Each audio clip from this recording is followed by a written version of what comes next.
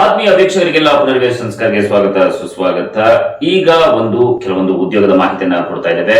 ಈ ಒಂದು ಉದ್ಯೋಗದ ಮಾಹಿತಿ ಏನಪ್ಪಾ ಅಂತಂದ್ರೆ, ಬೆಂಗಳೂರಿನಲ್ಲಿ ಬ್ಯಾಂಕ್ ಆಫ್ ಬರೋಡಾಗೆ ಕೆಲವೊಂದು ಹುದ್ದೆಗಳನ್ನ ಕಾಲ್ಫಾರ್ಮ್ ಮಾಡಿದ್ದಾರೆ.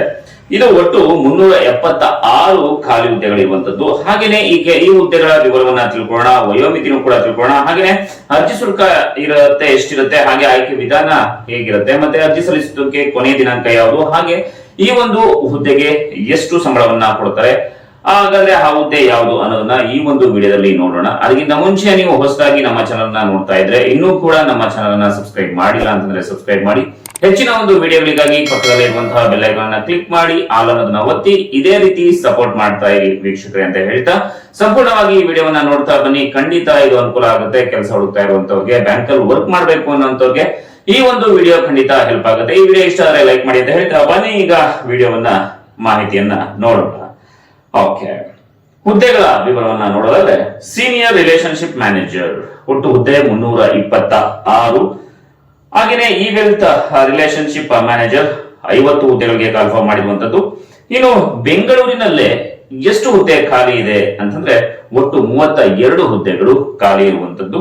ಇನ್ನು ಶೈಕ್ಷಣಿಕ ಅರ್ಹತೆಯನ್ನು ನೋಡೋದಾದ್ರೆ ಯಾವುದೇ ಒಂದು ವಿಷಯದಲ್ಲಿ ಗರಿಷ್ಠ ಅಂದ್ರೆ ಶೈಕ್ಷಣಿಕ ಅರ್ಹತೆಯನ್ನು ನೋಡೋದಾದ್ರೆ ಯಾವುದೇ ಒಂದು ವಿಷಯದಲ್ಲಿ ಡಿಗ್ರಿ ಪಾಸ್ ಮಾಡಿರಬೇಕು, ರೆಕಗ್ನೈಸ್ಡ್ ಯೂನಿವರ್ಸಿಟಿಯಿಂದ, ಸರ್ಕಾರದಿಂದ ಮಾನ್ಯತೆ ಪಡೆದಿರುವಂತಹ ಯೂನಿವರ್ಸಿಟಿಯಿಂದ ಯಾವ್ದಾದ್ರು ಒಂದು ಪದವಿಯನ್ನ ಪಡ್ಕೊಂಡಿರ್ಬೇಕು.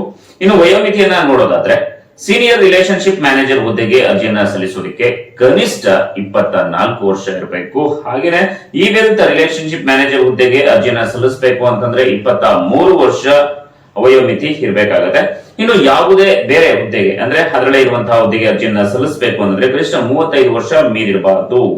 ಇನ್ನು ಅರ್ಜಿಯನ್ನ ಯಾವ ರೀತಿ ಸಲ್ಲಿಸಬೇಕಪ್ಪ ಅಂತಂದ್ರೆ ಅರ್ಜಿಯನ್ನ ನೀವು ಆನ್ಲೈನ್ ಮೂಲಕ ಕೂಡ ಸಲ್ಲಿಸಬಹುದು.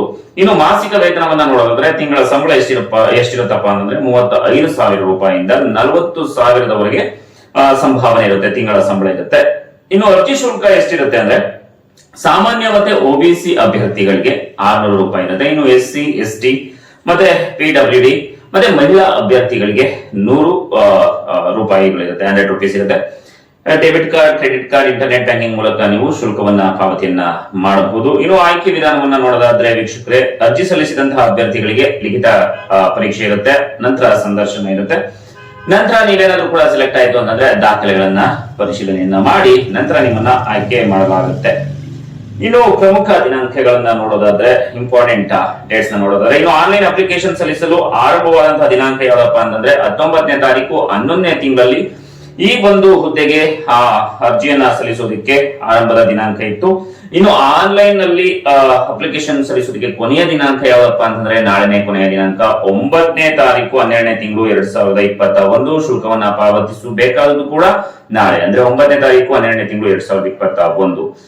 ತಡ ಮಾಡದೇನೆ ಬೇಗನೆ ಈ ಅರ್ಜಿಯನ್ನ ಹಾಕಿ ಎಲ್ಲರಿಗೂ ಕೂಡ ಶುಭವಾಗ್ಲಿ, ಆಲ್ ದ ಬೆಸ್ಟ್ ಅಂತ ಹೇಳ್ತಾ ಈ ವಿಡಿಯೋ ನಿಮ್ಗೆ ಇಷ್ಟ ಆಗಿದ್ರೆ ಲೈಕ್ ಮಾಡಿ ಅಂತ ಹೇಳ್ತಾ ಈ ವಿಡಿಯೋವನ್ನ ಇಲ್ಲಿಗೆ ಮುಗಿಸ್ತಾ ಇದೀನಿ. ಜೈ ಹಿಂದ್, ಜೈ ಕರ್ನಾಟಕ ಮಾತೆ.